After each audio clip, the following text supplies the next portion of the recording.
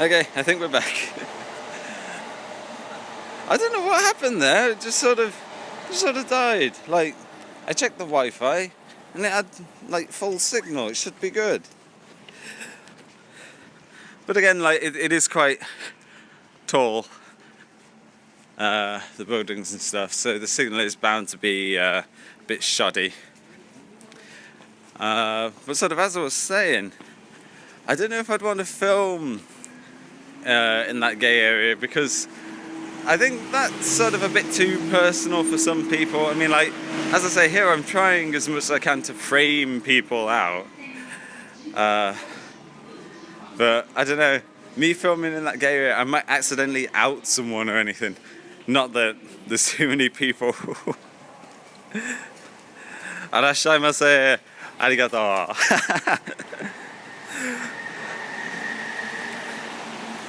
So, sort of as you can see, it is getting a little bit busier now.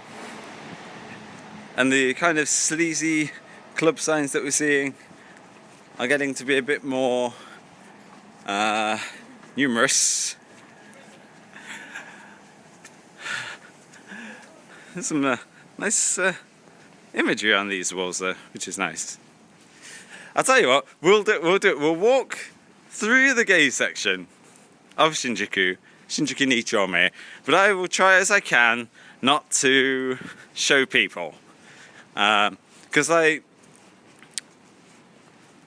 it might make for like an uncomfortable moment for anyone there, because they don't really want to be, I presume they don't really want to be on film. And I am kind of, I'm not exactly being subtle. Because like, I'm just walking around with my iPhone right out front, pointing forward. Lol, I'm gonna get a place in the area. I'd imagine the rent will be pretty high.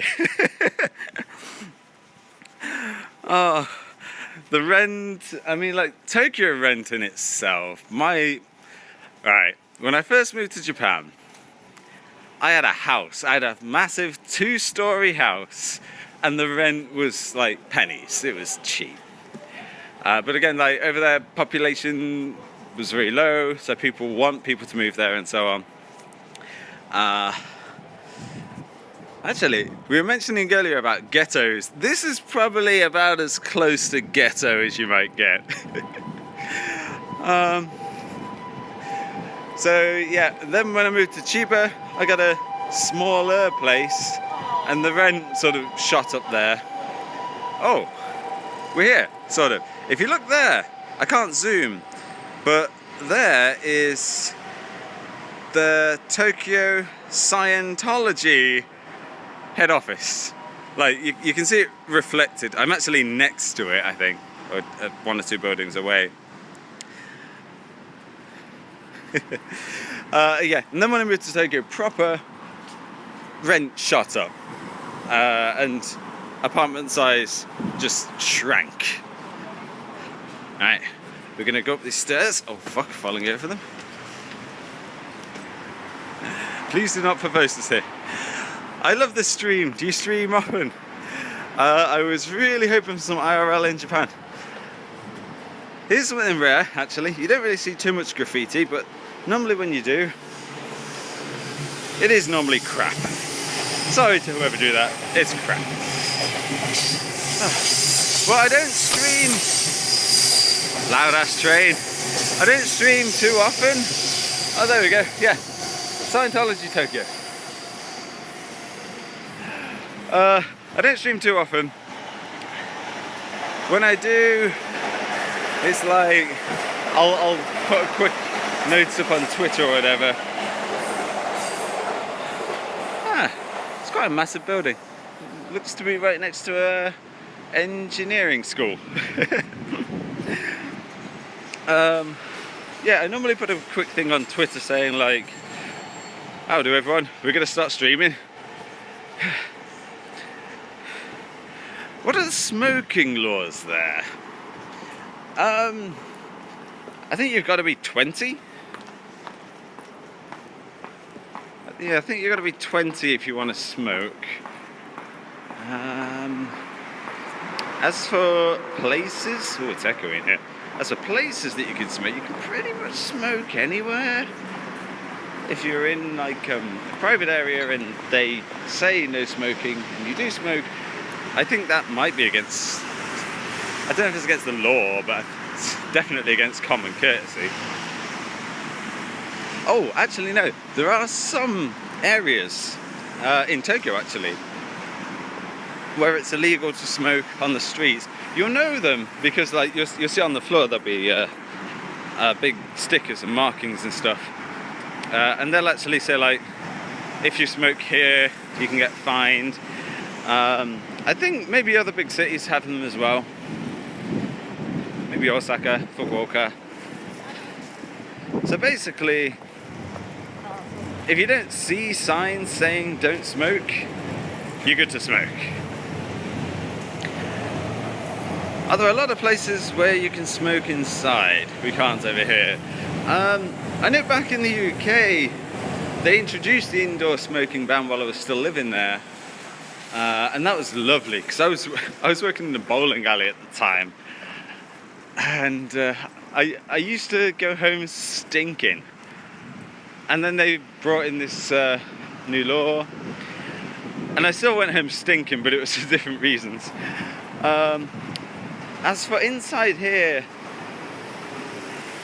I think most shopping centres you can't. Restaurants and stuff, it's according to the restaurant. But here we are, Seibu, Shinjuku Station. We made it. We made it. Well, Shinjuku Station, there's like 3 or 4 different stations depending on the line. So here's one line, which is the Seibu line. If we'd have gone on the train to from Nakano, we'd have actually got to JR Shinjuku Station. So yeah, smoking. Like even some trains you can smoke. Not all of them. Like it's quite a rare set of trains. I think only some Shinkansen trains, and even then it's only in certain areas. Is it true you can't park your car anywhere in Tokyo? If I just pan this way, you can see many cars parked. It's true that it's expensive to park your car in Tokyo. And it's true that like some parking areas have got very limited what's the word? It's limited to what you can do. Like for example, here, these cars that are parked here, they might only be allowed to park for say 20 minutes or so on, or it might just be like for emergencies. I'm trying to see if there's a sign. Yeah, I mean this one just says like no parking at all. So I guess that's for like emergency vehicles only. So you can park, there's parking spots everywhere.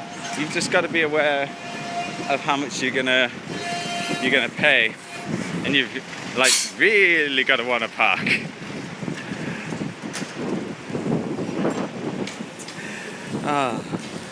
Like there isn't enough place for a parking lot. Yeah, there's loads of places. What you'll more commonly find though is they put a parking spot underground.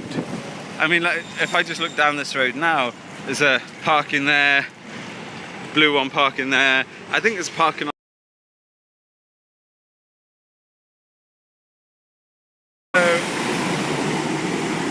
So what commonly happens is like they'll build a new place.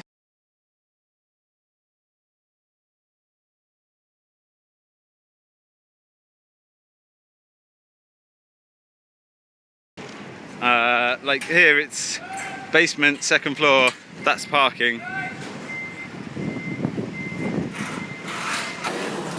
Okay, really? So I couldn't see anybody. Good to be back.